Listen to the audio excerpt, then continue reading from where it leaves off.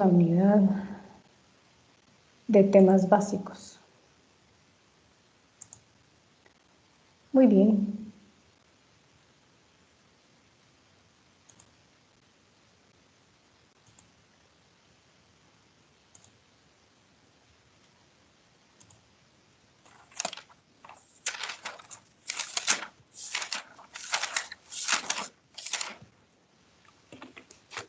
¿Alguien tiene su micrófono encendido? Que lo apague, por favor.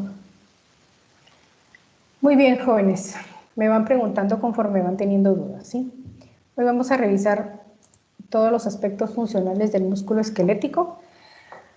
Aquí tenemos la lista de las funciones del músculo esquelético, ¿verdad? Movimiento, postura, mantenimiento de la temperatura. ¿Alguien que me diga por qué es importante el músculo para mantener la temperatura?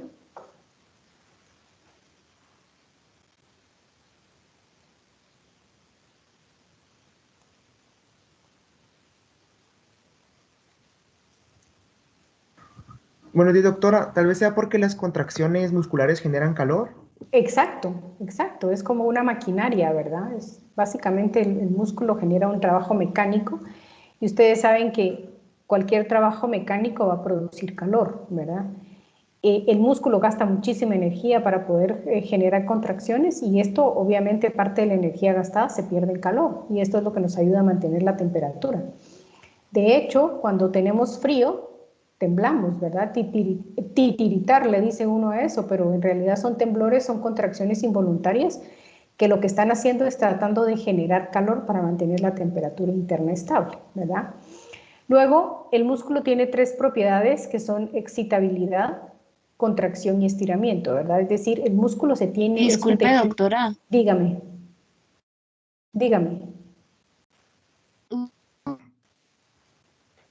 Es que a lo mejor, perdón, a lo mejor es mi internet, es que no veo lo que está compartiendo, disculpe.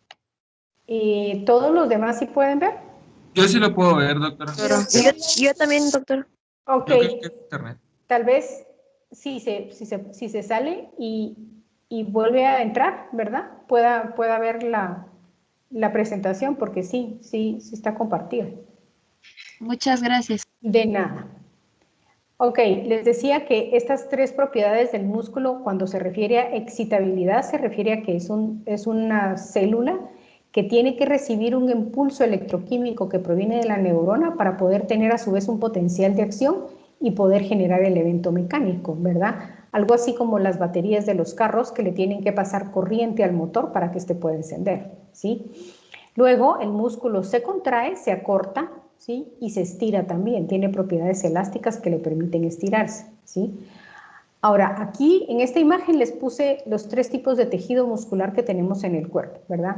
El músculo esquelético comparte con el músculo cardíaco su estructura interna, es decir, son los dos músculos estriados. La estructura de sus miofibrillas es la misma, o sea, los dos tienen sarcómeros, los dos se acortan para poder generar la contracción, ¿verdad? La diferencia aquí es, por una parte, el control, que el control del músculo cardíaco es involuntario, mientras que el control del músculo esquelético es voluntario. Y la otra cosa es que, a pesar de que la estructura interna del músculo esquelético y cardíaco es bastante parecida, las células musculares esqueléticas son fibras largas, ¿verdad? Y las células musculares cardíacas tienen una forma más irregular. Estas tienen un núcleo periférico y son varios núcleos los que tiene la célula muscular esquelética, mientras que el músculo cardíaco tiene un solo núcleo central, ¿verdad? Ahora, el músculo liso, pues su estructura es diferente, por eso es que no se llaman estriados, ¿verdad? Porque no se le miran las estriaciones de las miofibrillas como en el músculo esquelético y el cardíaco. Siempre tiene las mismas proteínas contráctiles, solo que organizadas de diferente forma. Y luego comparte con el músculo cardíaco el control involuntario, ¿verdad? Ahora, el músculo esquelético está unido a los huesos a través de tejido conectivo que forman los tendones. Estos tendones a su vez están formados por las fascias, que es tejido conectivo que recubre las masas musculares, ¿verdad? La fascia profunda, aquí vemos la fascia profunda, que es una de las fascias que recubre el músculo. Cuando uno mira los trozos de carne que se come, ¿verdad? Ve que a veces esta carne está recubierta por un tejido blanco, ¿verdad? Fibroso, duro, que uno le llama los pellejitos de la carne, pero en realidad son fascias, ¿verdad? Es tejido conectivo que recubre la masa de músculos. Estas fascias están formadas por algo que se llama el perimicio, perdón, ¿sí? Es el epimicio. El epimicio es tejido conectivo que va a formar las fascias que cubren al músculo. El perimicio es otro tipo de tejido, o es el mismo tipo de tejido conectivo, pero que rodea los fascículos. ¿Qué son los fascículos? Son agrupaciones de células musculares, ¿sí? Que van a formar un conjunto, ¿verdad? Que se va a llamar fascículo, rodeado por el perimicio, que es tejido conectivo. En este perimicio van a pasar los vasos sanguíneos y los nervios y los linfáticos que aportan al músculo, ¿sí? Luego, aquí tenemos un fascículo, ¿verdad? Extraído en grande un fascículo. Estos fascículos están formados por conjuntos de fibras musculares, ¿sí? Estos conjuntos de fibras musculares están rodeados por endomisio, que es otro tejido conectivo. Y luego está aquí la fibra muscular, ¿verdad? La fibra muscular la tenemos aquí agrandada. Esta está aquí, su membrana plasmática. Todo lo que forma el músculo, la célula muscular, tiene un prefijo que se llama sarco, ¿verdad? Este prefijo significa músculo. Entonces, en la membrana plasmática se llama sarcolema, el citoplasma le dicen sarcoplasma, ¿verdad? Y luego este citoplasma está lleno de proteínas contráctiles, ¿sí? Que forman las miofibrillas. Y las miofibrillas a su vez están formadas por miofilamentos, ¿no? También tenemos lo mismo que las otras células, ¿verdad? Aparato de Golgi, tenemos mitocondrias, tenemos retículo endoplásmico liso y rugoso. Múltiples núcleos porque esta célula tiene que sintetizar muchas proteínas, ¿sí? Entonces, por eso tiene varios núcleos que están ocupando la periferia para no ocupar el lugar en el centro, que es donde están las miofibrillas. Ahora, si vemos un corte transversal de un músculo, aquí tenemos nuevamente un fascículo, ¿verdad? Rodeado por el perimicio, que es el tejido conectivo, y aquí adentro tenemos el endomisio, que es el que va a rodear cada una de las fibras. Aquí podemos ver, como este es en sentido transversal, no vemos las estriaciones como tal, sino vemos esta organización como llena de puntitos, ¿verdad?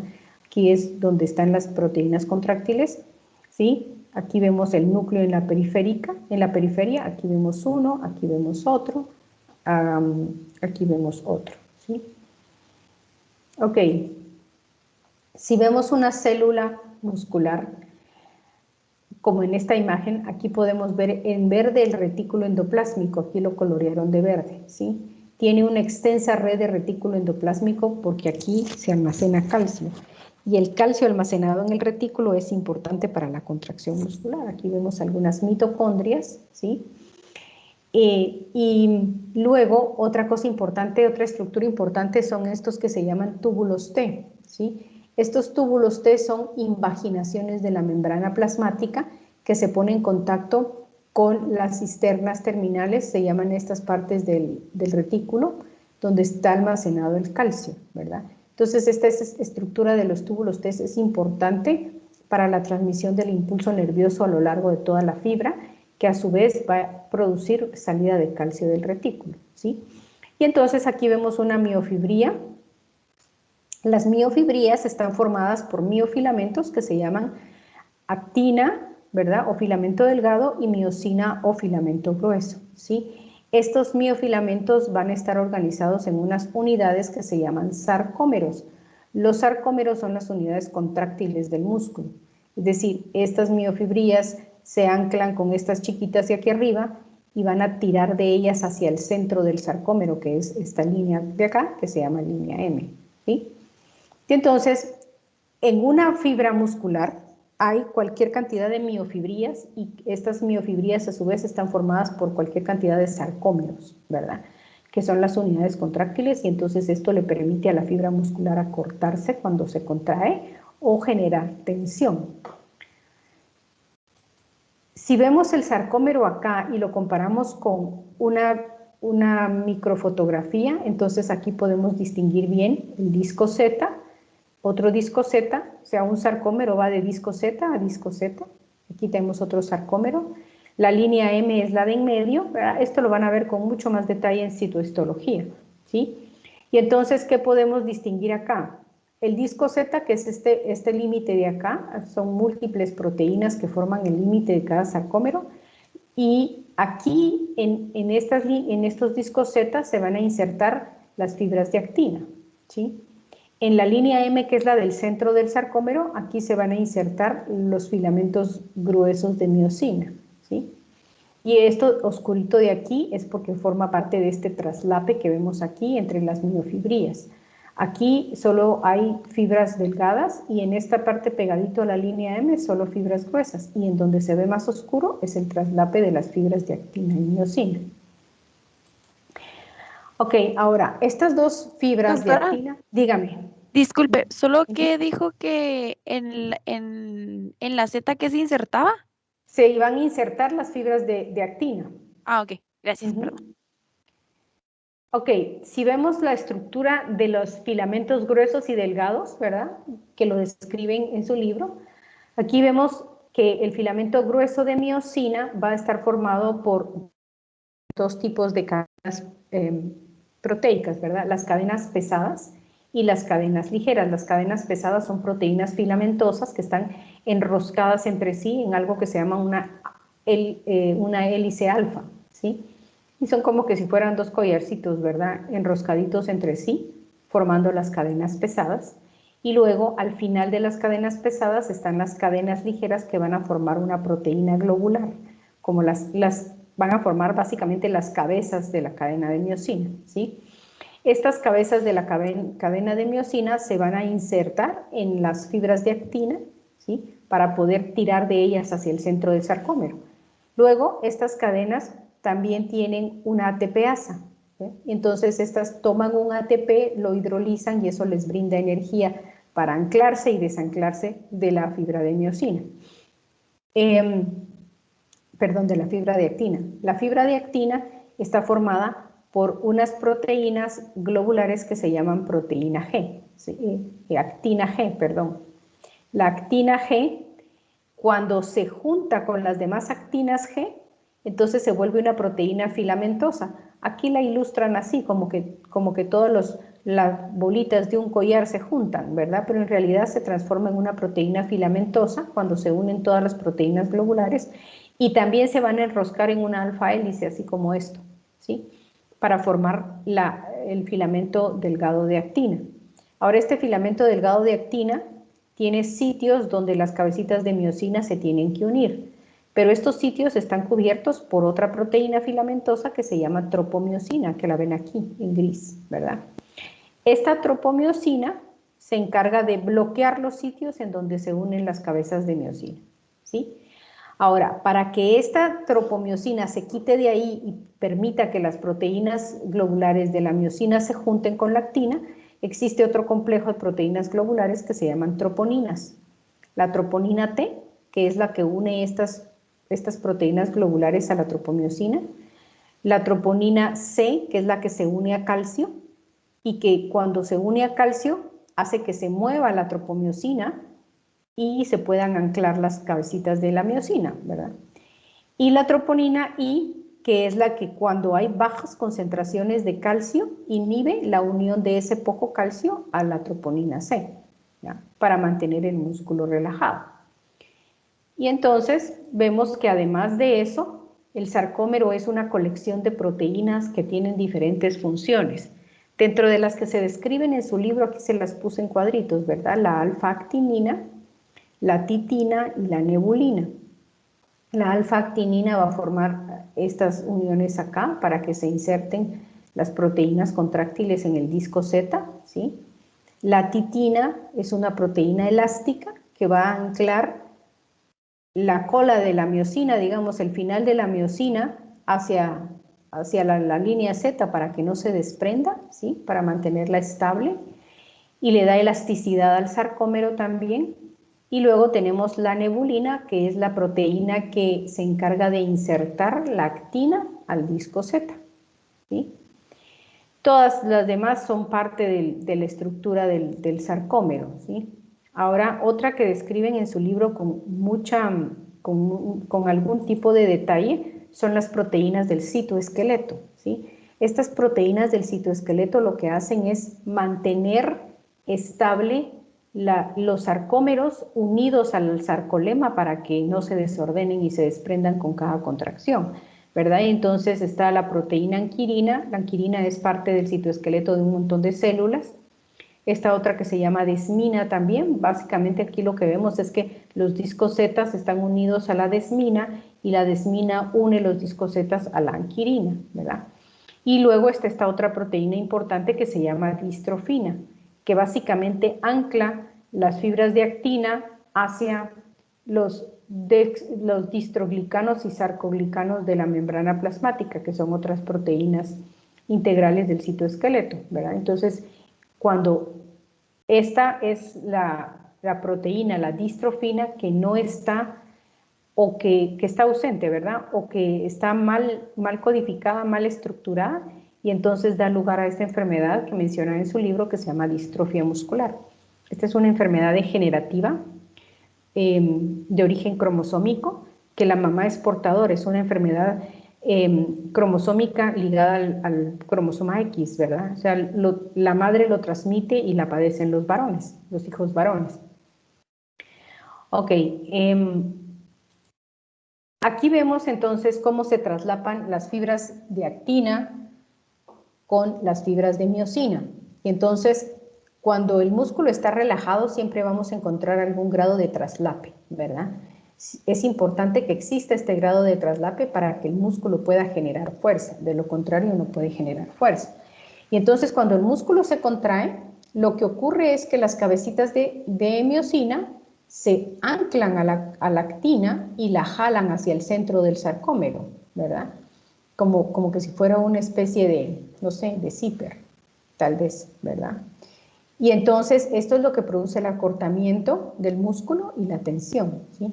Y aquí lo tenemos aquí parcialmente contraído y aquí totalmente contraído. Entonces ven ustedes cómo se traslapan por completo las fibras de miosina con las fibras de actina y los discos Z se acercan entre sí generando la contracción. Por otro lado, el músculo también se puede estirar, ¿verdad? El músculo aquí está relajado y en esta otra microfotografía con el esquema aquí también está estirado. Y cuando uno estira los músculos, lo que hace es hacer que pierdan el traslape, ¿verdad? Si uno estirara mucho un músculo, se pierde el traslape totalmente entre las fibras de actina y miosina y el músculo es incapaz de generar tensión, ¿sí? Ahora, otra de las cosas importantes es que las células musculares no van a contraerse, no van a hacer nada si no están inervadas. Necesitan estar inervadas, ¿verdad? ¿De dónde provienen las neuronas motoras? Esto ya lo habíamos hablado. Las neuronas motoras están en la médula espinal, ¿sí? En los cuernos ventrales o astas ventrales de la sustancia gris de la médula espinal. Aquí están los cuerpos neuronales y de aquí salen los axones a través de la raíz ventral y se unen a los nervios espinales que salen de la médula, ¿verdad? Y se van hacia las fibras musculares que tienen que inervar. Recuérdense que una neurona motora va a tener a su cargo N cantidad de fibras musculares, ¿sí? Esto es a lo que se le llama la unidad motora, que ya mencionaron cuando vimos la transmisión sináptica. Entonces, si una neurona motora tiene a su cargo 1000 fibras musculares, pues esa es una unidad motora. Y el tamaño de la unidad motora depende cuántas fibras musculares estén a cargo de una sola motoneurona. Recuérdense que el sitio en donde el botón sináptico del axón de la neurona motora se une a la fibra muscular, esto se llama placa terminal o placa motora terminal o unión neuromuscular, ¿verdad? Generalmente las fibras musculares, como son algo largas, van a tener varios sitios donde el axón se une, ¿verdad? Generalmente no es solo un sitio, sino unos 2 o 3 botones sinápticos de un axón se van a unir a algunas partes de la membrana, esto con el fin que el potencial de acción se disemine de forma adecuada a lo largo de toda la fibra, ¿sí? Y entonces aquí ya vemos una placa motora terminal, que ya lo repasamos cuando vimos la sinapsis, ¿verdad? Entonces aquí tenemos el sarcolema, ¿sí? Y aquí están los receptores de acetilcolina del sarcolema. Esta sería la hendidura sináptica, el botón sináptico de la neurona motora, que se va a despolarizar por entrada de sodio, y luego cuando se despolariza se abren canales de calcio dependientes del voltaje que hacen que entre calcio a la neurona para que se produzca la exocitosis de la acetilcolina.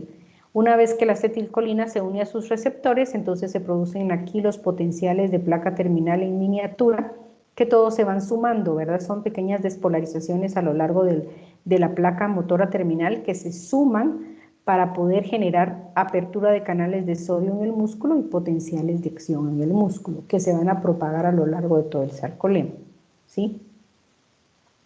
¿Alguna pregunta hasta ahorita? Doctora, disculpe, Dígame. buenos días. Ujú. Esos, como se van sumando las potenciales de acción en miniatura, perdón, eso es Ujú. un ejemplo de sumación espacial, ¿verdad? Yo le diría que, bueno, no es precisamente de sumación, podría ser, ¿verdad? Si quiere podríamos hacer una analogía de una sumación espacial ahí, pero no, ¿verdad? Porque en realidad es solo la conexión del botón sináptico con la membrana y la apertura de los canales acá, de estos canales, ¿sí? Podríamos decir que sería una sumación espacial si tenemos dos, digamos, dos botoncitos que se ramifican, el axoncito este se ramificara en dos y tuviéramos una placa terminal en un extremo de la fibra muscular y otra plaquita en el otro extremo de la placa terminal, tal vez haciéndolo como esto, como esta imagen que vemos aquí. Ahí sí sería una sumación espacial, ¿verdad? Pero el hecho de que se abran todos estos canales no es que haya una sumación espacial, sino que lo que se suman aquí son despolarizaciones, ¿sí? Son despolarizaciones, la despolarización de este segmento, la despolarización de este segmento, la despolarización de este segmento, que se van juntando y que van haciendo que se despolarice toda la placa mioneural hasta cierto voltaje, ¿verdad? Pero no podríamos hacer una analogía con sumación espacial, que fue lo que vimos en la organización sináptica. Eso es para organizaciones sinápticas. Pero si usted quiere, para entenderlo mejor, podría hacer una analogía con eso, pero no es lo mismo, ¿verdad? ¿Sí? Perfecto, doctora. Muchas gracias. De nada. Ok, entonces, una vez que se produce el evento eléctrico, esto va a desencadenar una serie de mecanismos moleculares dentro del músculo que van a originar el evento mecánico de la contracción, ¿sí? Entonces, aquí lo tenemos, toda la secuencia de eventos, así como lo tienen en su libro numerado, ¿verdad? Primero se tiene que dar el potencial de acción en la neurona motora que viaja por el axón. Al final del axón se va a liberar la acetilcolina se une a los receptores iónicos de la membrana del músculo, la célula del músculo tiene su potencial de acción que se va a propagar a lo largo de toda la membrana, incluido el túbulo T, y lo propaga al retículo sarcoplásmico que está vecino, y eso va a generar la apertura de canales de calcio, ¿sí? Estos canales de calcio van a liberar calcio hacia el sarcoplasma, que se va a unir a la troponina C para hacer que la actina y la miosina inicien la contracción. Una vez termina la contracción, el calcio es bombeado de regreso al retículo, se sueltan la actina y la miosina, se produce la relajación del músculo y empezamos de nuevo, ¿verdad? Sí, lo vamos a ir viendo pedacito por pedacito para que se nos vaya quedando. Entonces aquí tenemos nuestra placa motora terminal donde se liberó la acetilcolina y se unió a los receptores y se produce el potencial de acción. Este se va a ir propagando a lo largo de toda la membrana. Como los túbulos T son parte de la membrana, también se propaga acá, ¿verdad? ¿Sí? Y se va por toda la membrana plasmática. Ahora, ¿qué pasa cuando el potencial de acción se propaga hacia los túbulos T? Entonces aquí va a activar dos tipos de receptores. Un receptor que lo ilustran en esta imagen, la tomé de Bernie Levy, ¿sí? Este receptor que está aquí, este cuadradito, que se llama receptor de dihidropiridina, que es esto que ven acá, que se llama, que lo abrevian como DHPR, ¿verdad? Este DHPR es un receptor que en otros tipos de músculo, por ejemplo en el músculo liso y el músculo cardíaco, es un canal de calcio.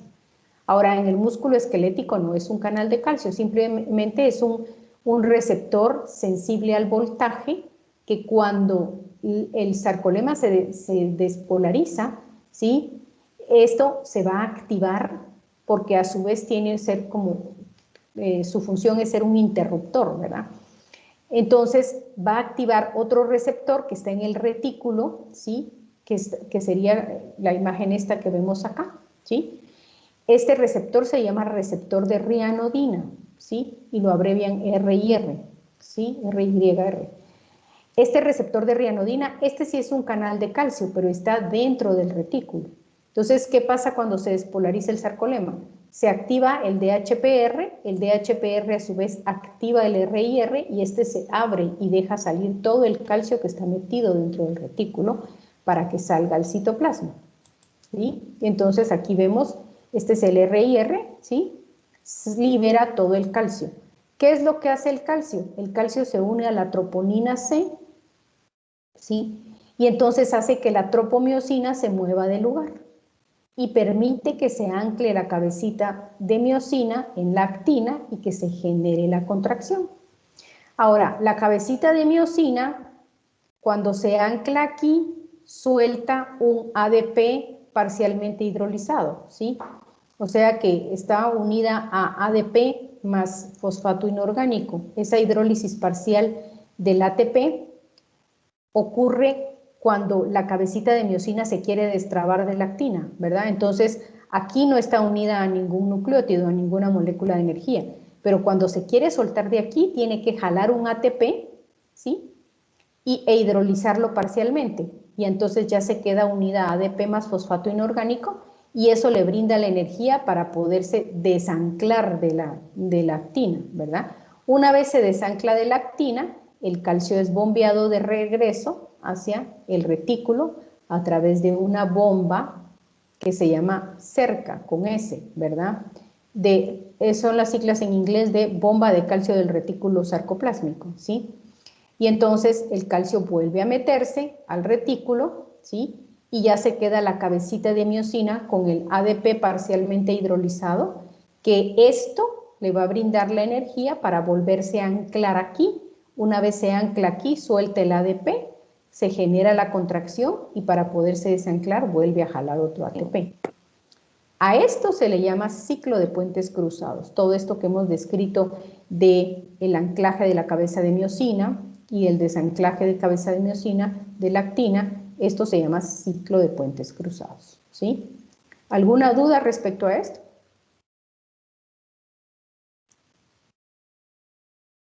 Ok.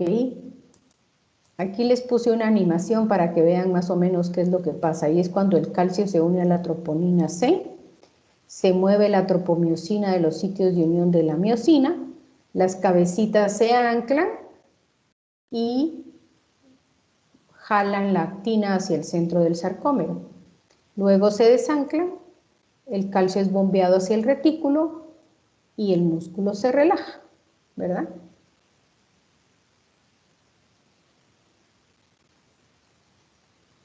Ok.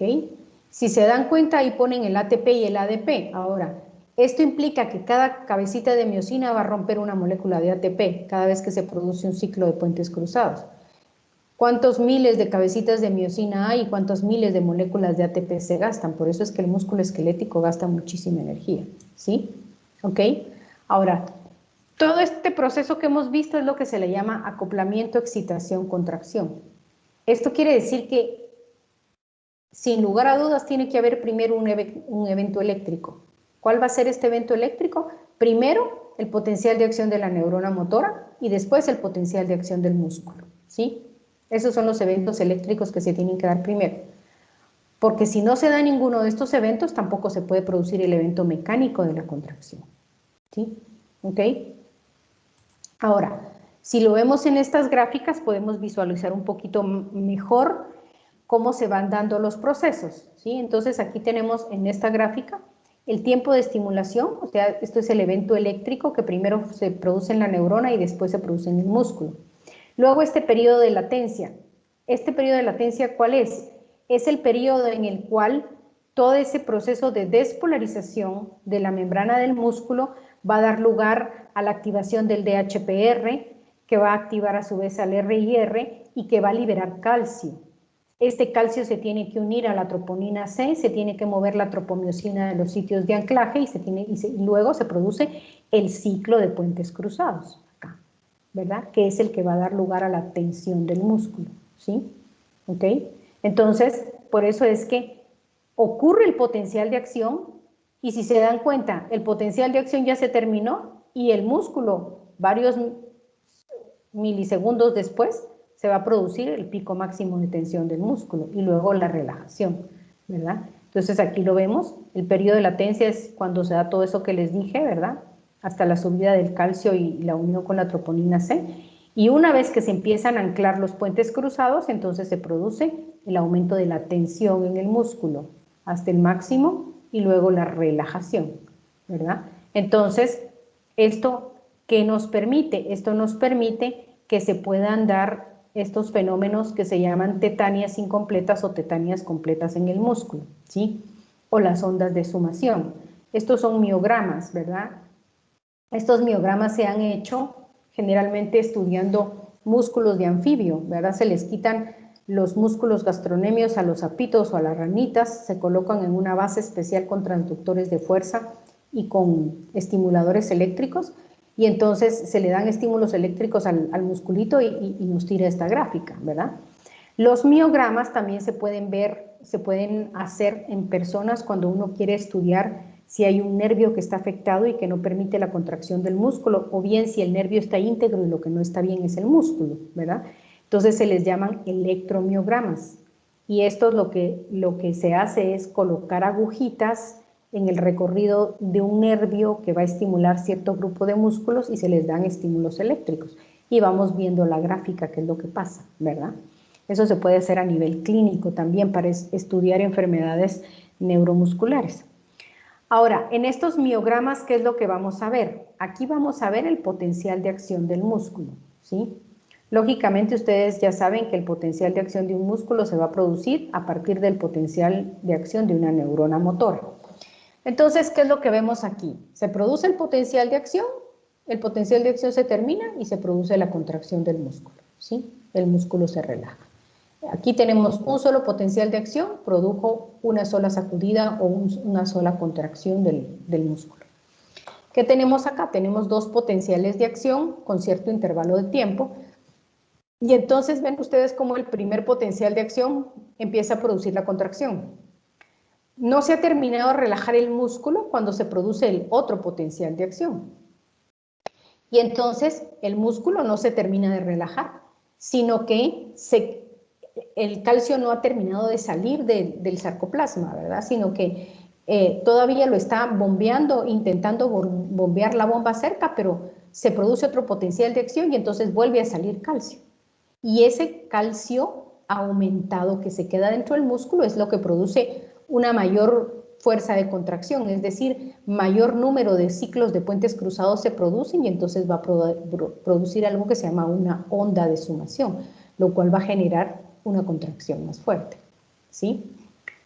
Si vemos en esta otra, aquí tenemos 4 potenciales de acción a cierto intervalo de tiempo, ¿verdad? Y entonces lo que va a producir se llama tetania incompleta o tetania no fusionada.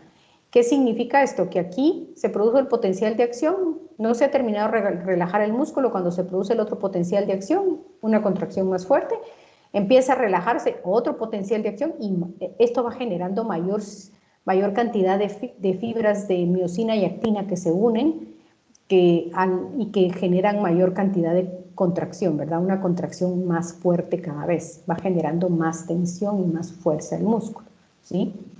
Ahora, ¿qué pasa si le vamos a dar al músculo una serie de estímulos continuos a menor intervalo de tiempo del que lo hicimos acá? ¿Sí? Entonces, lo que va a ocurrir es que se va a producir una tetania completa o tetania fusionada, ¿sí? Esta tetania significa que el músculo no va a tener ni tiempo de relajarse. ¿Por qué? Porque los estímulos eléctricos, o sea, los eventos eléctricos, los potenciales de acción se van a producir uno tras otro con un corto intervalo de tiempo, lo cual no le va a dar chance al músculo a relajarse para nada. Se va a liberar gran cantidad de calcio que no va a entrar rápidamente al retículo, sino que se van a quedar grandes cantidades de calcio dentro del citoplasma, dando lugar a una continua unión de actina y miosina que van a producir una contracción muscular sostenida, ¿sí? Ahora, estas contracciones tetánicas tampoco pueden durar mucho tiempo si todas las fibras de actina y miosina se unen, ¿verdad? Hay contracciones tetánicas que no son tan intensas en tensión y entonces pueden durar mucho tiempo. Ejemplos de contracciones tetánicas que pueden durar mucho tiempo, cuando ustedes van cargando algún peso con sus brazos, ¿verdad? Ustedes doblan los brazos y les ponen algo pesado en ambos brazos y hacen contracción tetánica del bíceps y se van durante un buen tiempo cargando lo que tienen en los brazos, ¿verdad? Otro ejemplo de contracciones tetánicas sostenidas, las piernas cuando estamos de pie, ¿verdad? Y estamos sosteniendo el peso de nuestro cuerpo con nuestras piernas. Entonces ahí se ponen en contracción tetánica los músculos de la cara anterior del muslo, que son los flexores, y los de la cara posterior del muslo, que son, perdón, los extensores son los de la cara anterior y los flexores los de la cara posterior. Ambos se contraen de forma tetánica sostenida, ¿verdad? Para mantener el peso de nuestro cuerpo y las rodillas fijas, ¿sí? Esas son contracciones tetánicas. Ahora, ¿por qué el músculo? Porque si se fijan aquí, la contracción tetánica dura durante un tiempo y de ahí decae la fuerza, ¿sí? Esto se llama fatiga muscular. Vamos a ver cuáles son los factores de la fatiga muscular. ¿Por qué nuestras piernas no se fatigan? Bueno, sí se fatigan después de 12 horas de estar de pie, de plano que sí, ¿verdad? Pero ustedes van a ver, por ejemplo, que uno sube a sala de operaciones, sobre todo cuando son cirugías vasculares porque les metieron un balazo, porque les metieron una puñalada y les rompieron algún vaso grande. Suben a sala y ahí en lo que reparan los vasos sanguíneos dañados o hacen una laparotomía, que es una exploración abdominal y sacan todas las vísceras hacia afuera para ir explorando pedazo por pedazo, horas de horas en sala. ¿Y qué? Pues uno sí se cansa, ¿verdad? Pero las piernas pueden sostenernos hasta 12 horas de pie seguidos, ¿sí? ¿Y eso por qué es? Porque se fatigan un grupo de células, de fibras musculares y otras vienen a reemplazar, ¿verdad? Cuando estas se fatigan, las que ya descansaron se activan y entonces eso nos permite sostener contracciones tetánicas de forma fisiológica durante mucho tiempo. Otro tipo de contracción tetánica intensa es un calambre muscular, ¿verdad? Y entonces este calambre muscular, ahí sí, cuando nos da un calambre en el músculo gastrocnemio, o sea, los músculos del camote, de la pierna, este músculo se contrae en todas las fibras musculares del camote de forma intensa y hasta nos duele, ¿verdad? Hasta se produce dolor porque tira de fibras nerviosas del dolor. Entonces, después de un tiempo, se fatigan los músculos de tanto estar sosteniendo la contracción intensa y entonces se relaja el músculo y nos pasa el calambre, ¿sí? Entonces hay formas patológicas de contracción tetánica, por ejemplo, cuando da tétanos, por eso es que esa enfermedad se llama tétanos, ¿verdad? Porque es una enfermedad que ataca el sistema nervioso motor y entonces activa todas las motoneuronas y se produce una contracción intensa en todo el cuerpo, hasta se arquea la persona, ¿verdad? Obviamente ha de ser doloroso también, ¿sí? Ok, ¿preguntas acerca de esto? Yo sí, doctora. No sé si me oye. Sí, sí lo escucho. Ok, por ejemplo, cuando nosotros estamos haciendo ejercicio, ahí estamos estimulando bastante tiempo el músculo esquelético y eso se va a estar como la tetania fusionada, ¿o no? Podría ser cuando uno está haciendo mancuernas, por ejemplo. Usted hace tetanías incompletas con los brazos, ¿sí? Cuando usted levanta pesas, digamos, como hacen los levantadores de pesos, esos que hacen para los, ¿qué? Cosas olímpicas, ¿sí? Que levantan la barra con un montón de peso hacia arriba. Ahí hacen una contracción tetánica completa.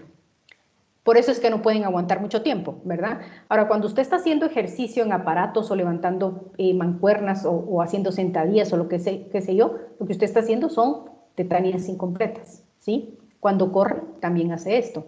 O hace ondas de sumación. Si usted, cuando está corriendo, hace ondas de sumación, cuando usted aumenta la velocidad de la carrera, va a hacer tetánicas incompletas, ¿sí? Entonces, cada vez que nosotros hacemos algún movimiento muscular, vamos a actuar entre ondas de sumación o tetánicas incompletas, ¿verdad? Así es como trabajamos, ¿sí? ¿Otra pregunta? Sí, perdón, yo otra vez. Dígame.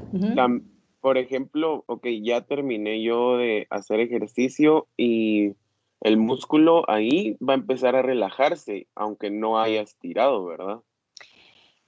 Sí, una vez usted termina de trabajar con el músculo, se relaja. Ahora hay una cosa que se llama tono muscular. El tono muscular quiere decir que cuando usted, aunque usted esté acostado en la cama, con la mente en blanco, mirando para el techo, siempre va a tener algún tipo de contracción parcial del músculo, ¿sí? Esto es para mantener posturas, aunque estemos tirados en la cama sin hacer nada, ¿sí?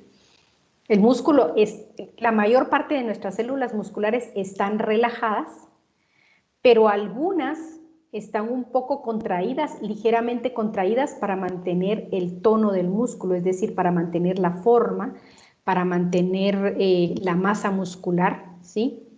Entonces, ¿cuándo tenemos flacidez completa de un músculo? Por ejemplo, cuando lo tenemos inmóvil en un yeso, ¿sí? Entonces ahí el músculo no se puede mover y entonces se queda flácido, ¿verdad? O cuando tenemos una persona con paraplegia o cuadriplejía, ¿verdad? Que pierden la inervación de los músculos, entonces ahí el músculo sí literalmente se aguada por completo.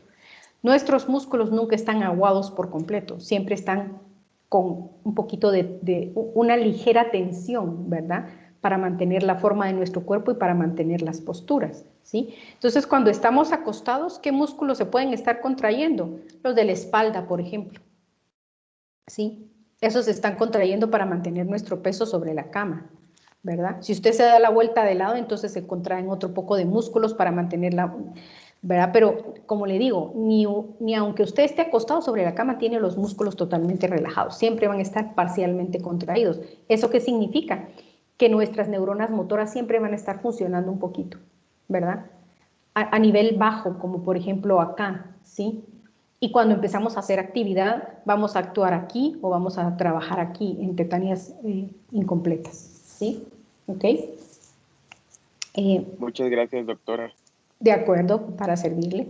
¿Otra pregunta, chicos? Doctora, Sí, yo tengo sí, una sí, duda con lo A del ver, calambre. con el calambre, habla tú. dígame. Sí, es que como usted explicó, digamos, en el caso del calambre, todas las fibras se van a contraer y esto va a Ajá. causar una tetanía completa. Ujú. Pero en sí, ¿cuál es el factor que pues hace que todas las fibras se contraigan? Porque en general un calambre nos da, pues, no estamos haciendo como que un esfuerzo muy grande. No, no. Generalmente los calambres dan después de esfuerzos grandes, ¿verdad? Después de que usted ha estado sobreesforzando, digamos, sus piernas, lo que les pasa a los futbolistas o cuando uno corre durante mucho tiempo. Uno de los factores que produce calambres es mala hidratación y bajos niveles de electrolitos, ¿verdad? Sobre todo alteraciones en el potasio, ¿sí? Lo que pasa es que recuérdese que cuando nosotros necesitamos tener bajo potasio afuera y mucho potasio adentro, ¿verdad? Si resulta que el potasio afuera está más bajo de lo normal, entonces el potasio se empieza a salir, ¿sí? Y empieza a despolarizar parcialmente nuestras neuronas y nuestros músculos, ¿sí? Y entonces esas despolarizaciones parciales a veces van a generar una estimulación en la neurona para que ésta tenga un potencial de acción y genere un calambre, ¿verdad? O al revés, un exceso de potasio afuera hace que no se salga el potasio de adentro y despolarice parcialmente la célula, ¿sí? Entonces, anormalidades electrolíticas que suelen ocurrir después de un ejercicio muy intenso son los que van a causar alteraciones en nuestras contracciones musculares, ¿verdad? Sobre todo calambres. Algunas veces le dicen a uno falta mala circulación, lógicamente también, ¿verdad? Porque si tenemos una circulación adecuada, nuestros niveles de electrolitos a nivel local en el músculo también van a fallar, ¿sí? Y entonces eso nos puede producir una contracción anormal en el músculo, ¿ya? Pero la principal causa son anormalidades de electrolitos, principalmente del potasio, ¿sí? De nada. ¿Alguien más iba a preguntar algo? Sí, doctora, disculpe. Ujú. Bueno, entonces, que salga el potasio intracelular, o sea, despolariza la célula y como que simulara como que simulara la acción de la acetilcolina, generando... No, no, digamos, no, lo que pasa es que si hay menos potasio, extracelular, lo que va a pasar es que como se pierde el gradiente, ¿verdad? O sea, se altera el gradiente. Si baja el potasio, digamos, más allá de nuestros niveles normales, entonces empieza a salir mucho potasio y esto estimula la entrada de mayor cantidad de sodio en la neurona principalmente, más que en el músculo, ¿verdad? Pero como la neurona y el músculo actúan casi al mismo tiempo, entonces lo que pasa es que empieza a aumentar la excitabilidad de la célula porque permite la entrada de mayor cantidad de sodio. Y entonces esto lo que va a originar va a ser una mayor despolarización nerviosa que va a generar una mayor liberación de acetilcolina, que va a generar un mayor número de potenciales de acción en el músculo. Y entonces eso es lo que nos va a producir un calambre, ¿sí? Ahora, ¿qué pasa con la hiperpotasemia? La hiperpotasemia es al revés, se queda mucho potasio adentro y entonces esto también va a originar una despolarización más rápida de las células, ¿sí? Alcanzan más rápido el umbral, no solo de los nervios, sino del músculo, y entonces empiezan a despolarizarse a mayor velocidad, y entonces lo que le va a producir es esto, ¿verdad? Un tren de potenciales de acción y un calambre, ¿verdad? A eso se refiere las alteraciones en el potasio, tanto hiper como hipopotasemia nos pueden producir este tipo de anormalidades, ¿sí? ¿Ok?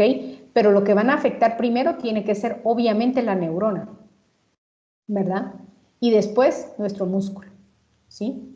Y también el músculo se vuelve más sensible a la liberación de acetilcolina, aunque sea poca acetilcolina, entonces el músculo va a estar más excitable y se va a despolarizar más rápido también, ¿verdad? ¿Otra pregunta? Bueno, entonces sigamos con esto, ¿sí? Ahora hay algo que se llama relación longitud-tensión. ¿A qué se refiere esta relación? A que dependiendo de si nuestro músculo está muy acortado o muy estirado, qué tan capaz es nuestro músculo de generar fuerza, ¿sí? Y entonces tenemos algo que se llama la longitud óptima. ¿Qué significa la longitud óptima? Que tiene que estar a cierta longitud del músculo para que se genere un traslape adecuado entre las fibras de actina y las fibras de miosina, de tal suerte que cuando nosotros queremos imponerle una carga al músculo para que haga alguna fuerza, esta se pueda desarrollar hasta su máximo, ¿sí?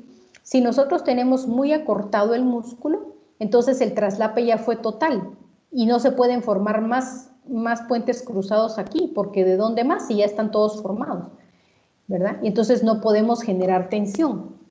Si ustedes quieren hacer la prueba con esto del acortamiento extremo, por ejemplo, pónganse en cuclillas, con las piernas bien encogidas e intenten levantarse. Les va a costar más, ¿verdad? Cuando uno hace sentadillas, por eso es que le dicen no se agache hasta el máximo, porque uno se encuclilla y después le cuesta un montón volverse a levantar. O doblen su brazo completamente pegado hasta el hombro, ¿verdad? Junten la mano con el hombro, su brazo totalmente doblado, y luego traten de cargar algo en la mano con el brazo totalmente doblado. No van a aguantar mucho tiempo ni mucha carga porque el músculo del bíceps está totalmente acortado y así no puede generar más puentes cruzados ni puede generar más tensión. ¿Cuándo genera más tensión el músculo? En cuanto mayor número de puentes cruzados puede formar. Entonces el traslape no puede ser completo porque si no ya no se puede hacer el ciclo de puentes, no se puede aumentar más puentes cruzados, ¿sí? Ahora, si el músculo está muy estirado, pues tampoco, ¿verdad? Porque entonces vamos perdiendo el traslape. Conforme estiramos más el músculo, se fijan ustedes, se pierde más traslape. Casi nunca llegamos a esto, ¿verdad? De que no haya traslape. Eso casi no se da. Pero se dan tan poquitos traslapes aquí que la formación de puentes cruzados no se puede, ¿verdad? ¿Cómo podemos hacer una prueba de esto? Ustedes estiren mucho su brazo, casi déjenlo totalmente recto, ¿verdad? Estirado, y traten de, en esa posición, traten de levantar un peso. Eso va a ser difícil, ¿verdad? ¿Por qué? Porque tienen muy poco traslape entre las miofibrillas y entonces no se pueden generar suficientes puentes cruzados para generar tensión, ¿sí? Entonces tiene que haber una superposición óptima de las fibrillas para que se genere tensión, para que el músculo sea capaz de hacer fuerza. Esto obviamente si le ponemos carga, ¿verdad? Si no le ponemos carga, pues no, ¿verdad? No hay problema con el acortamiento. Esta es la gráfica que tienen en su libro de la longitud-tensión, ¿verdad? Y aquí también podemos ver la longitud óptima a la que se van a formar la mayor parte de puentes cruzados. Entonces, a esta longitud vamos a alcanzar la tensión máxima, ¿sí? Ahora, ¿a qué se refiere la tensión pasiva? La tensión pasiva es cuando estiramos el músculo, ¿sí? Y esto se da por el tejido conectivo y los tejidos elásticos que forman parte del sarcómero. Entonces, conforme estiramos más el músculo, estamos generando tensión pasiva. Conforme lo contraemos, estamos generando tensión activa. Y esta sería la tensión total. Ahora, fíjense ustedes que conforme aumenta el estiramiento del músculo, la tensión total o la fuerza total generada por el músculo va a decaer, como lo vemos aquí, ¿sí? Entonces ya no podemos generar tanta fuerza si aumentamos la tensión pasiva, ¿sí? Ahora, hay dos tipos de contracción en la que podemos medir el acortamiento del músculo y todo esto, que es los dos donde se hacen los estudios, ¿verdad? La contracción isotónica y la contracción isométrica. Y tal vez lo vemos mejor ilustrado en esta imagen, ¿sí? La contracción isométrica es cuando nosotros ponemos a hacer tensión o fuerza al músculo, pero el acortamiento del músculo es mínimo o casi no se acorta. Entonces, aquí lo ilustran, el músculo aquí está relajado, luego le ponen un peso a esta persona, ¿verdad? Y esta persona tiene que cargar el peso sin doblar el brazo, ¿sí? Es como lo mismo que hacemos cuando le sacamos el bíceps, ¿verdad? Cuando sacamos los gatos, que se llama, ¿verdad? Que le dice la gente, saque el gato, y entonces ustedes solo tensan el bíceps. Ahí lo que están haciendo es una contracción isométrica. La longitud del bíceps no se está modificando, solo está tensando, solo están generando tensión o generando fuerza. Eso es ponerle una carga al músculo, ¿verdad? Y se llama isométrica porque la longitud del músculo total, como ven acá, no se acorta mucho, ¿verdad? ¿Sí? Ahora tenemos la otra contracción que se llama contracción isotónica. Aquí sí, acortamos el bíceps, pero no le estamos poniendo carga. Y eso es cuando doblamos el brazo sin peso, ¿verdad? Con las piernas es un poco difícil, eso lo podemos hacer tal vez estando sentados, ¿verdad? Que estiramos y doblamos la pierna, eso sería una contracción isotónica, porque ahí no le estamos poniendo carga a la pierna. Pero si nos ponemos de pie y empezamos a hacer sentadillas, vamos a empezar a hacer algún tipo de contracciones isométricas, aunque no del todo, ¿verdad? Sino que ya entraríamos en esto que se llama contracciones. ¿Dónde hacemos contracciones isométricas en la pierna? Cuando estamos de pie, ¿sí? Aquí vemos otro ejemplo de contracción isométrica, un gimnasta que hace la cruz en el aro, en los aros, ¿verdad? Aquí está sosteniendo el peso de su cuerpo con contracciones isotónicas de los brazos, de la espalda y de los hombros, ¿sí?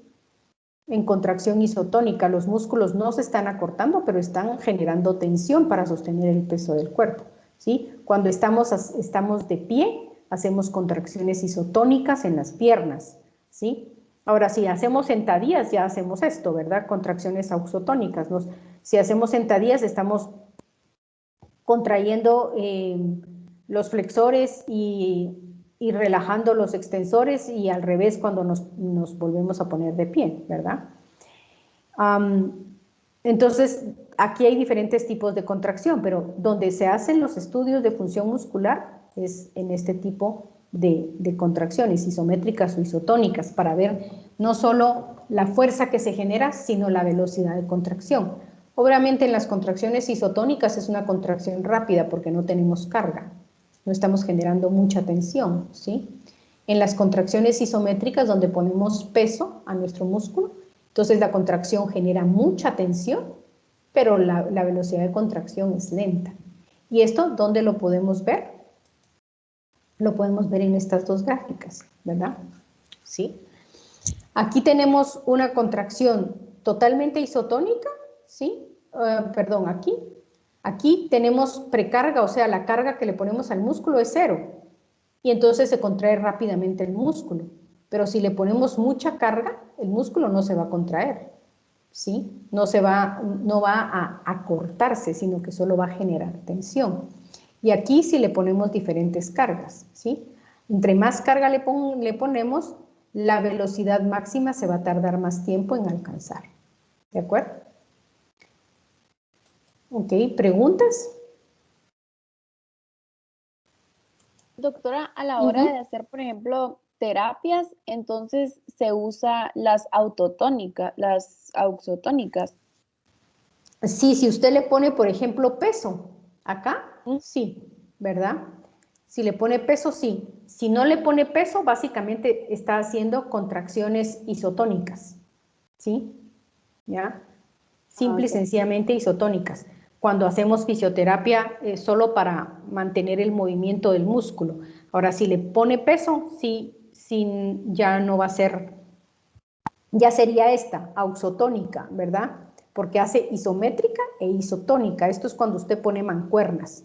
Si no pone mancuernas, entonces sería solo isotónica, excéntrica o concéntrica, ¿sí? ¿Otra pregunta?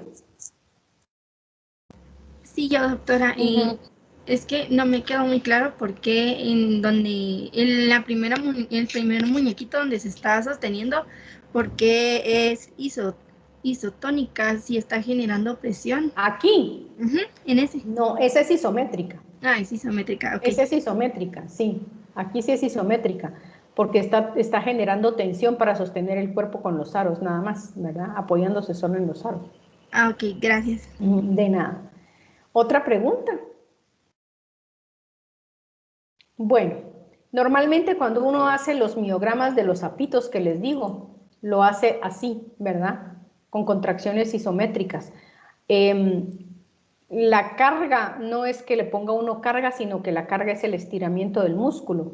Y entonces aquí le ponemos, digamos, le pasamos un estímulo yo hice eso muchos años en la Marroquín con sapos, cuando trabajaba en la Marroquín, ¿va? Porque ya no, porque hacíamos laboratorios. Entonces le poníamos un estimulador eléctrico aquí al musculito y un transductor de presión aquí arriba. Entonces la carga del músculo era estirarlo, ¿verdad? Lo estirábamos y entonces le pasábamos el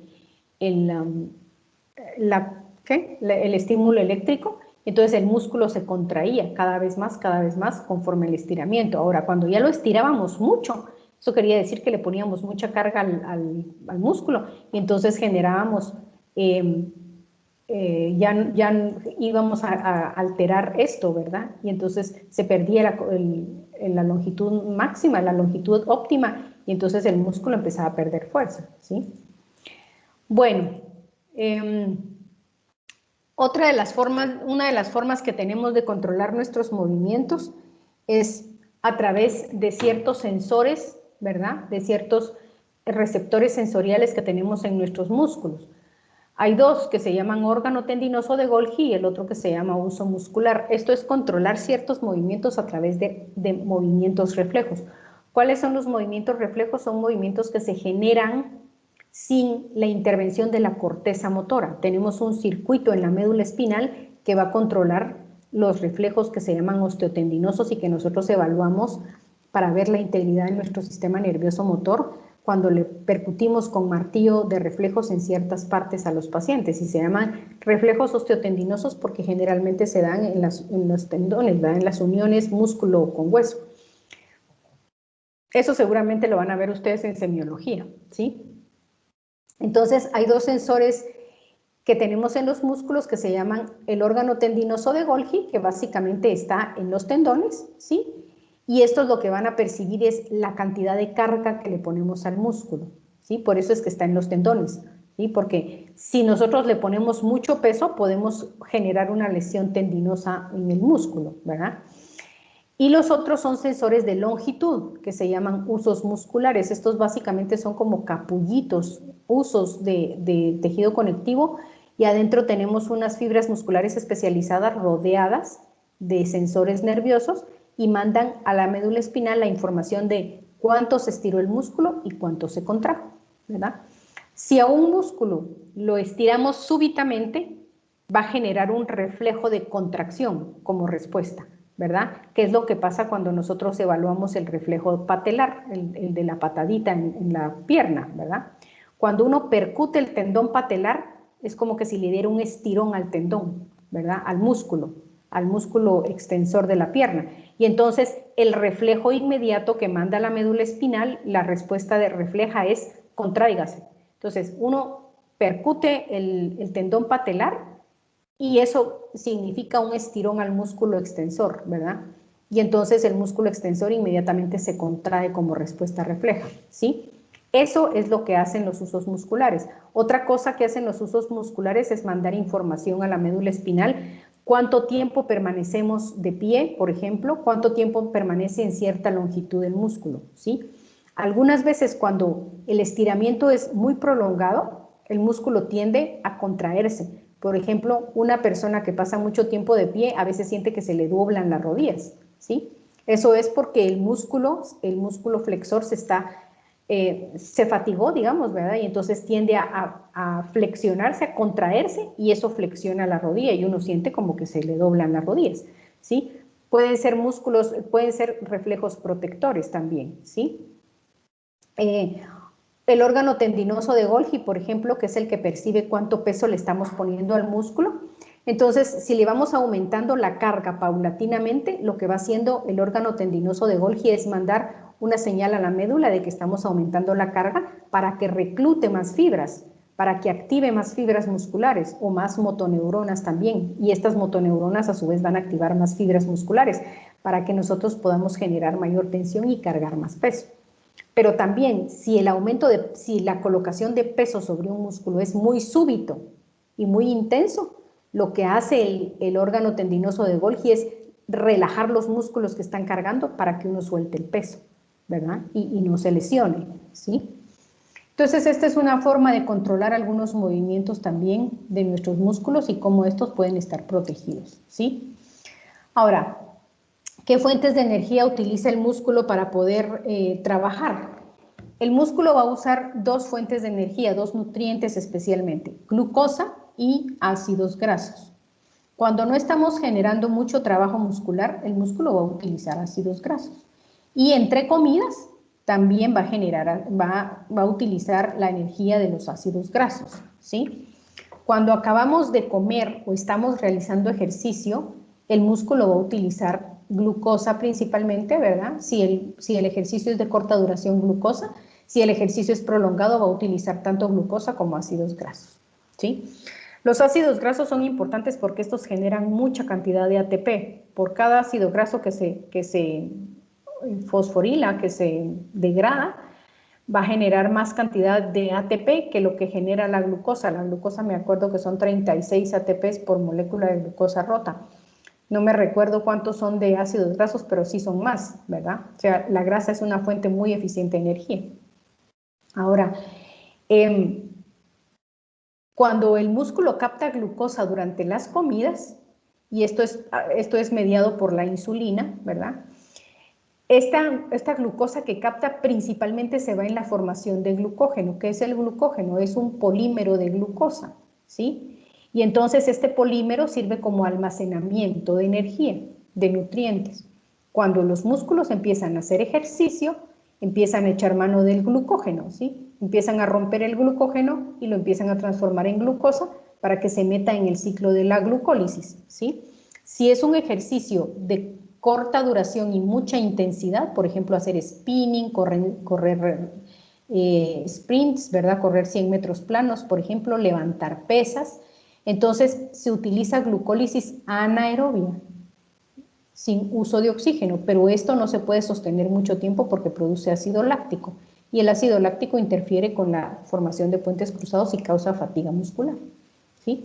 Entonces, el músculo también va a utilizar esta glucosa a partir del glucógeno en ejercicios que se llaman submáximos, o sea, de resistencia, ¿verdad? Entonces, aquí ya lo mete en el ciclo de fosforilación oxidativa, esto es la formación de ATP a partir del uso de glucosa más el oxígeno, ¿sí? Y entonces también es utilizado el oxígeno para la degradación de ácidos grasos. Todo esto con el fin de formar ATP, ¿verdad? Ahora, otra molécula energética importante es el fosfato de creatina. Este fosfato de creatina lo que nos proporciona es precisamente fosfatos inorgánicos para regenerar rápidamente el ADP en ATP. ¿Por qué razón? Porque estos dos procesos son un poco más lentos, ¿verdad? El más rápido es esto. Empezamos a hacer ejercicio, se empiezan a romper ATPs para transformarse en ADPs y entonces también se empieza a utilizar el fosfato de creatina, que la enzima que cataliza la ruptura del fosfato se llama creatinfosfosinasa, y entonces le quita el fosfato al fosfato de creatina y se lo ponen al ADP para regenerar rápidamente el ATP, ¿verdad?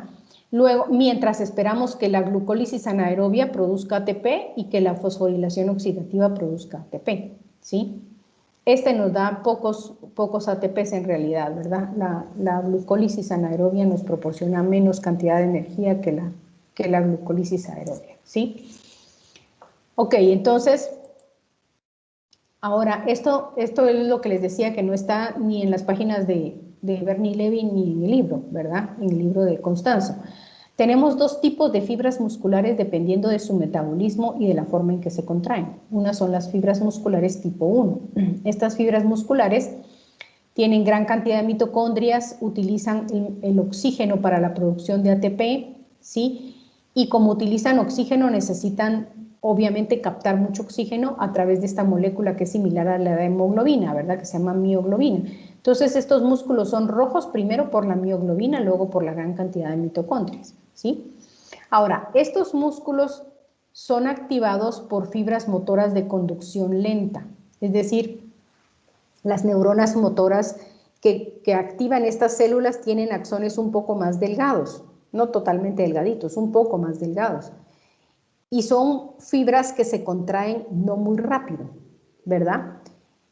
¿Por qué? Porque en realidad estas fibras musculares nos van a servir para mantener la postura y para mantener el tono muscular. Son las que nos ayudan a estar de pie, las que nos ayudan a caminar, a correr, ¿sí? A saltar, ¿ya? A cargar peso en los brazos, por ejemplo. Entonces son músculos grandes, las piernas, ¿verdad? Los muslos, las piernas, los brazos, la espalda, todos los músculos de la cadera, esos son los que nos ayudan a mantener postura. Ahora, luego tenemos fibras musculares tipo 2. Estas fibras tienen pocas mitocondrias, pero almacenan más glucógeno, ¿verdad? ¿Por qué? Porque son las que van a depender de la glucólisis principalmente anaerobia, ¿ya? Por lo tanto, entonces estas fibras se van a fatigar más rápido, ¿sí? Y como van a usar menos cantidad de oxígeno, pues entonces tienen poca mioglobina. La cuestión con estas fibras es que son activadas por fibras motoras de mucho diámetro, es decir, los axones de las neuronas motoras van a ser mucho más gruesos y entonces conducen rápidamente y se activan estas fibras musculares rápidamente, ¿verdad? Se encuentran principalmente en músculos de movimiento rápido. Ahora, por ejemplo, en nuestras piernas vamos a tener una combinación de fibras musculares tipo 1 y tipo 2. Las primeras que se van a activar cuando empezamos a caminar, a correr, van a ser las tipo 2, ¿verdad? Porque estas se activan rápido. Pero como se fatigan rápido, entonces cuando estas ya están fatigadas, se activan las tipo 1, ¿sí? Y luego también depende de qué movimientos hagamos. Por ejemplo, en los dedos vamos a tener principalmente tipo 2. En los párpados, en los músculos extraoculares, en la boca, en la lengua, tipo 2, porque se necesita mucha precisión de movimientos y rapidez de movimientos, ¿sí? Entonces van a haber más cantidad en los dedos de fibras musculares tipo 2 que tipo 1, pero como les digo es una combinación. ¿Qué es lo que tenemos más? dependiendo del tipo de movimientos que hagamos. Motricidad fina más tipo 2, motricidad gruesa más tipo 1. Ahora, por ejemplo, un bailarín de ballet o una bailarina de ballet necesita también precisión de movimientos y precisión de movimientos para mantener el equilibrio y los giros y todos los pasos, ¿verdad? Entonces va a tener también bastantes tipo 2 para generar este tipo de movimientos, ¿sí? Entonces no es que solo tengamos un tipo en todos los músculos de nuestro cuerpo, sino más de uno que de otro. Obviamente los músculos de la espalda, qué precisión ni qué nada, ¿verdad? Y solo tipo 1, ¿sí? O en las caderas también, ¿verdad? Bueno, la Shakira tal vez sí tiene tipo 2, pero bueno. Aquí hay una tablita, esta está en Bernie Levy, esta la saqué de Bernie Levy, y aquí nos dan las características de las fibras musculares dependiendo si son tipo 1 o tipo 2. Ahora aquí mencionan otro tipo 2, ¿verdad? Tipo 2A, pero esto fue hecho en un estudio en roedores. Los roedores, las ratas, que es lo que usan mucho para experimentarlos en países desarrollados, pues las ratas tienen tipo 2, 2B. Los seres humanos tenemos más de este tipo, 2X, ¿verdad? Que son similares a los 2A. Entonces, tomemos en consideración solo estos dos, ¿verdad? Estas características, y aquí pueden ver ustedes. También tienen, por ejemplo, otra característica importante es la velocidad de la isoenzima de la ATPasa. Es más rápida en las de tipo 2, que son movimientos rápidos y precisos, que en la de tipo 1, ¿verdad? Esto se refiere al diámetro de la fibra muscular, ¿sí? A la capacidad oxidativa, es la capacidad de producir energía con oxígeno, y la capacidad glucolítica es la capacidad anaerobia, ¿verdad? También la velocidad de bombeo del retículo sarcoplásmico, de la bomba de calcio del retículo, ¿sí? Es más rápida, obviamente, en los músculos de contracción rápida que en los músculos de contracción lenta. Y luego también nos ponen esta tablita que es interesante en los efectos del ejercicio en nuestras actividades musculares, ¿sí? Por ejemplo, si nosotros lo que queremos es mejorar o activar algunos movimientos de motricidad fina que requieren mucha coordinación, entonces necesitamos hacer una práctica de tal manera que la coordinación se vaya dando. Por ejemplo, aquí le ponen typing, ¿verdad? O sea, escribir en un teclado, o tocar piano, o qué sé yo, tejer, ¿verdad? Hacer alguna actividad manual que requiera motricidad fina. Entonces, ¿eso qué tipo de entrenamiento tiene que necesitar uno? Básicamente, el que nos ayude a hacer esos movimientos de forma rápida, ¿sí? Y básicamente aquí es más a nivel del sistema nervioso central que a nivel muscular. Ahora, si hacemos ejercicios de resistencia, ¿verdad? Aquí sí involucramos a nuestra masa muscular, como por ejemplo maratón. Entonces aquí lo que necesitamos es aumentar la capacidad oxidativa de nuestras fibras de nuestras fibras musculares. Esto implica que lo que queremos es tener mayor cantidad de fibras tipo 1 en nuestras piernas, ¿verdad? Para que tengamos mayor resistencia a los esfuerzos, que no van a ser muy intensos, pero sí van a ser de larga duración, ¿sí? Y al mismo tiempo hacer adaptaciones en nuestro sistema cardiovascular, ¿sí? Mejorar la función cardiovascular de tal manera que pueda aportar suficiente oxígeno y nutrientes a nuestros músculos que están trabajando. Si lo que queremos es hacer un tipo de aumento de la fuerza muscular, entonces van a ser estímulos breves, máximos, como el levantamiento de pesas, ¿verdad? Entonces, si nosotros lo que queremos es aumentar la fuerza, lo que tenemos que generar es más masa muscular, hipertrofiar el músculo, ¿verdad? Y aumentar la capacidad glucolítica del músculo, la capacidad anaeróbica. Entonces, eso necesita otro tipo de entrenamiento diferente del que vamos a alcanzar con ejercicios de resistencia, ¿verdad? Ustedes verán que, por ejemplo, los levantadores de pesas no es que vayan a aguantar correr mucho, porque ellos lo que tienen es fuerza muscular, no capacidad aeróbica. Ahora, si lo que queremos es mantener una salud física, pues hacemos de los dos, ¿verdad? Un poquito de aumento de la masa muscular para aumentar nuestro metabolismo, y un poco de ejercicios de resistencia para aumentar la capacidad cardiovascular. ¿Y esto por qué? Porque aquí vemos algo que se llama la tasa del gasto de energía y la deuda de oxígeno que mencionan en las páginas de Bernie Levy. Si nosotros hacemos ejercicios máximos, de máximo esfuerzo y corta duración, vamos a tener un gasto de energía explosivo. Acá lo vemos, ¿verdad? Pero este gasto de energía explosivo se va a dar a través de metabolismo anaeróbico. Y entonces lo que queda es una deuda grande de oxígeno, es decir, el proceso de recuperación de nuestro músculo después de este gasto de energía va a ser un poco más lento. También el spinning, ¿verdad? El spinning es un ejercicio muy intenso, ¿sí? Y entonces la deuda de oxígeno, ¿esto qué quiere decir? Que nuestro sistema cardiovascular va a pasar, por ejemplo, con frecuencia cardíaca elevada y frecuencia respiratoria elevada durante mucho más tiempo, porque tenemos que reponer el oxígeno para la reconstitución del ATP que nos gastamos aquí, ¿sí?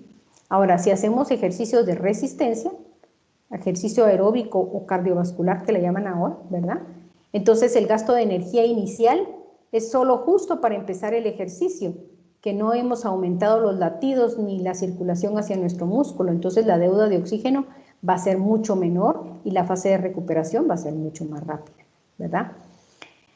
Esto es importante, esto cuando ustedes, si alguno de ustedes se dedica a la fisiología del deporte y va a ser el médico de los equipos de fútbol, por ejemplo, ¿verdad? O los que hacen estudios en los atletas de alto rendimiento, esto es importante conocerlo, ¿sí? Es importante saberlo. Bueno, ¿alguna pregunta?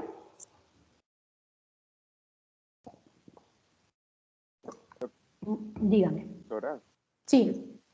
disculpe, yo tenía una duda creo que en la parte de fuentes de energía para la contracción muscular. Aquí. Sí, dígame. Ahí, cabal, si una persona mientras está ejercicio, ok, está usando la glucosa y algunos ácidos para obtener energía, pero si la persona toma un suplemento de creatina, su recuperación va a ser más rápida o va a tener mejor rendimiento durante su entreno. No, tal vez lo que va a tener es mayor capacidad de hacer ejercicio de forma anaeróbica, ¿sí? Porque como este tipo de glucólisis anaeróbica no le va a proporcionar muchos ATPs, entonces le va a servir para el inicio del ejercicio, ¿verdad? Porque va a estar regenerando más rápido el ATP que se rompe con cada contracción muscular, ¿sí? Entonces, ¿de dónde se regenera rápido? Porque entonces el fosfato de creatina se rompe y le proporciona el fosfato para regenerar rápidamente el ATP. Entonces, le va a brindar como que más energía al inicio del ejercicio. Ahora, me contaba a mí la nutricionista a la que fui hace un tiempo que el fosfato de creatina no es muy recomendable porque hace que entre además mucha agua al músculo y eso lo hincha mucho también, ¿verdad? Entonces, si usted lo que quiere es bajar de peso, no le va a servir. Ahora, sí le puede servir el fosfato de creatina si usted lo que quiere es mejorar su capacidad al inicio del ejercicio, que es donde, sobre todo en ejercicios de esfuerzo muy intenso, ¿verdad?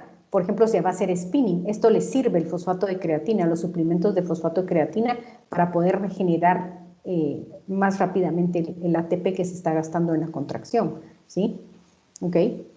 Para eso sirven esos suplementos, ¿sí? Pero no es que este por sí mismo le vaya a producir la cantidad de ATP que va a producir la glucosa o los ácidos grasos, sino que simple y sencillamente le sirve para regenerar el ATP que se rompió al inicio del ejercicio, ¿verdad? Porque esto se acaba, esto en un momento dado se acaba. Por eso es que una persona no puede correr a mucha velocidad durante mucho tiempo, porque ahí se está consumiendo, primero se consume el fosfato de creatina y ahí se consume rápidamente el glucógeno y empieza a hacer metabolismo anaerobio y eso va a producir fatiga muscular, el metabolismo anaerobio, ¿verdad? Entonces los suplementos le ayudan para el inicio de ejercicios de mucha intensidad, ¿sí? ¿Otra pregunta? Gracias, doctora. De nada. Bueno, veamos. Ya nos quedan solo 10 minutos.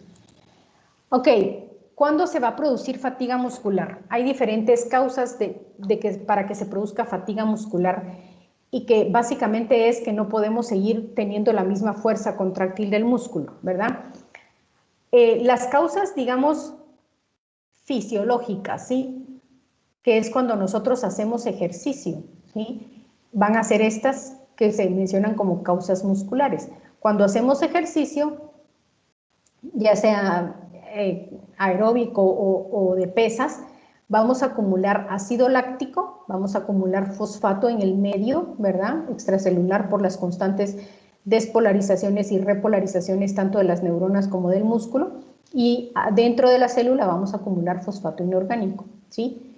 Entonces, estos metabolitos que se acumulan tanto intra como extracelulares, sobre todo el pH ácido es intracelular y el fosfato inorgánico es intracelular, lo que van a hacer es interferir con las enzimas glucolíticas y con la formación de puentes cruzados, ¿sí? Sobre todo la acidosis. La acidosis lo que hace es que evita que el calcio se une a la troponina C. Y ahí ustedes saben que si no se une el calcio a la troponina C, pues no se puede dar el ciclo de puentes cruzados, ¿verdad? El otro mecanismo de fatiga muscular es la depresión de glucógeno, ¿sí?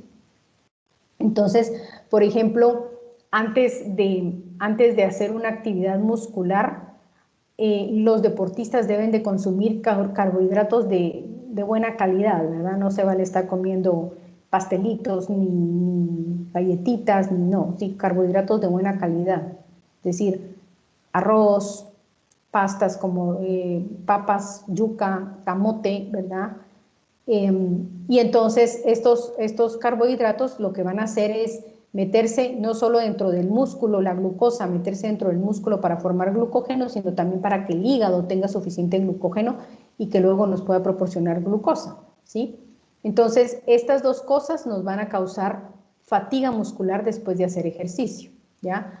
Ahora, estas otras dos que son causas neuromusculares o causas centrales, aquí sí puede haber alguna patología, ¿verdad? Agotamiento de acetilcolina, pues esto básicamente casi no se da a menos que tengamos alguna anormalidad en la recaptación de acetilcolina por el botón presináptico, ¿sí? Disminución de receptores de acetilcolina, esto se puede producir una enfermedad que se llama miastenia gravis, que ya les había dicho, ¿verdad? Aquí se destruyen los receptores de acetilcolina y entonces la persona no puede sostener ciertas actividades musculares durante mucho tiempo porque entonces le da fatiga, ¿verdad? Causas centrales, fallos de la comunicación en la unión neuromuscular, por ejemplo, enfermedades degenerativas como la esclerosis múltiple. En la esclerosis múltiple lo que pasa es que se desmielinizan los axones de las neuronas motoras y son incapaces de transmitir los impulsos hasta la unión neuromuscular, ¿verdad? Y otras causas que dentro de su libro mencionan, por ejemplo, el cansancio general. Una persona que ha hecho mucho ejercicio, pues se siente cansada, no solo tiene fatiga muscular, no solo tiene los músculos cansados, sino que se cansa, es un cansancio general, ¿verdad? Personas con enfermedades crónicas, ¿verdad? Personas que tienen, por ejemplo, ya las personas ancianas que tienen sarcopenia, que tienen pérdida de la masa muscular por la edad, ¿sí? Entonces, eso les puede producir fatiga muscular también, ¿sí? Otra cosa importante es cómo es que aumentamos la masa muscular o las fibras musculares crecen.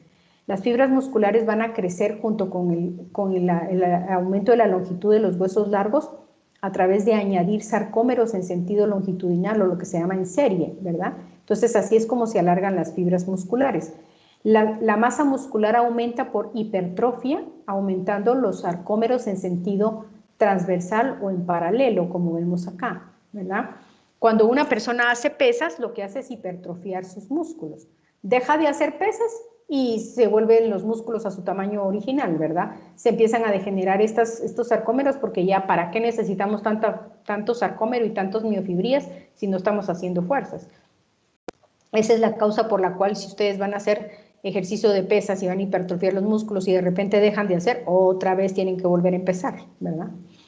Ahora, cuando una célula muscular se muere o se mueren muchas células musculares, en realidad el mecanismo de regeneración del número de células que se llama hiperplasia, eso casi no se da, ¿verdad? Sobre todo en lesiones extensas. Hay una pequeña cantidad de células como precursoras que se llaman células satélites, pero son pocas. Y en realidad la masa muscular, si se pierde por rhabdomiólisis, que es ruptura de las células musculares, o por cualquier otra causa, ¿verdad? Como la sarcopenia en los ancianos, pues ya no se recuperan las células musculares, ¿verdad? Ya es difícil que haya una mitosis en las células musculares, no hay, ¿verdad? Esto no se da. Es a partir de otros precursores que puede haber hiperplasia si una lesión muscular no es muy extensa. Si es extensa, pues se pierde el músculo y se pierde, ¿verdad? Ahora, en la hipertrofia de las células musculares nos va a dar aumento de fuerza, pero no nos va a dar velocidad, ¿verdad? El aumento de la longitud sí nos da velocidad, ¿sí? Por eso es que las personas que corren maratones, por ejemplo, esos kenianos que son más altos, tienen más largas las fibras musculares, siempre nos ganan aquí que somos más chaparros, ¿verdad? Eso es una cosa importante. Y aquí les puse un cuadrito en donde están las contracciones musculares anormales que eventualmente podemos encontrar, ¿sí? La diferencia entre espasmo y calambre es que el calambre es mucho más intenso, ¿verdad? Y de corta duración que un espasmo muscular. Un espasmo es una contractura muscular que es dolorosa si hacemos algunos movimientos y que puede durar varios días, ¿verdad? Esto puede dar por tensión, o sea, por estrés, por hacer movimientos muy súbitos, ¿verdad? Esto ya platicamos que generalmente es por anormalidades hidroelectrolíticas. Las fasciculaciones, eso lo podemos ver cuando nos empieza a brincar un párpado, ¿verdad? O una parte del labio, ¿sí? Ahí lo que está pasando es que una o dos neuronas motoras se vuelven locas, también puede pasar por estrés, ¿verdad? Y empiezan a disparar potenciales de acción, ellas solitas. Y entonces todas las fibras musculares asociadas a ellas pues van a empezar a tener contracciones o sacudidas breves, ¿verdad? De forma involuntaria. Los tics y los tremores van a aparecer generalmente con anormalidades del sistema nervioso central, ¿sí?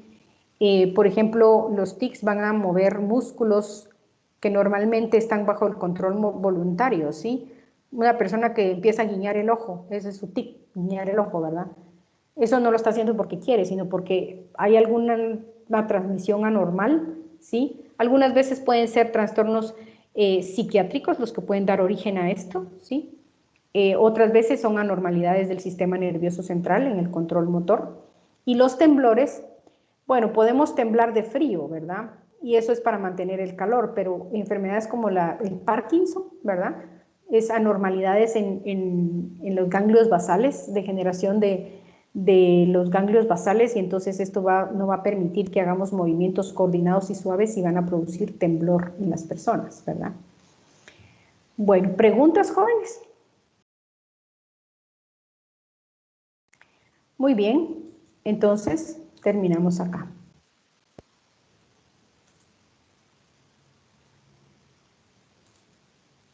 Gracias, doctora. Muy bien, chicos, que tengan buen provecho. Gracias.